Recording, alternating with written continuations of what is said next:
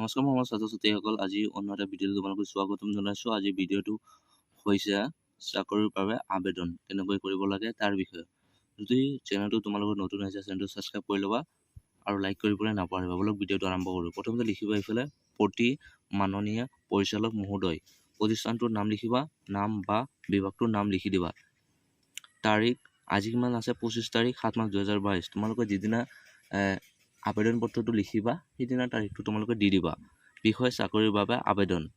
মহাশয়, সন্মানপূৰ্বক নিবেদন এই যে যোৱা 25/7/2022 তাৰিখে নিয়োগ বাৰ্তাত কাকতৰ এটি বিজ্ঞাপনত আপোনালোকৰ প্ৰতিষ্ঠানটোত এটি পদৰ বাবে অভিজ্ঞ এজন প্ৰাৰ্থী আৱশ্যক বুলি জানিব পাৰি এই আবেদন পত্ৰ প্ৰেৰণ কৰিলোঁ।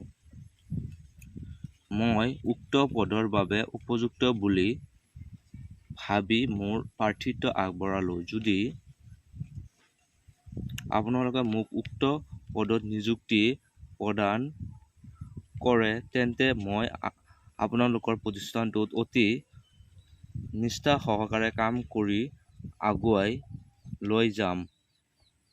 মোৰ সকলো ধৰণৰ লাগতিয়াল তথ্য পাতিৰ লগতে অভিজ্ঞতাৰ প্ৰমাণপত্ৰ ইয়াৰ লগত সংলগ্ন কৰি দিয়া হ'ল। এতিয়া লিখিবা ইয়াতে এটি আপোনাৰ বিশ্বাসী নামটো লিখি দিবা আৰু প্ৰাৰ্থীৰ নাম, ঠিকনা, শিক্ষাগত অৰ্হতা লিখি দিবা এইখিনিয়ে।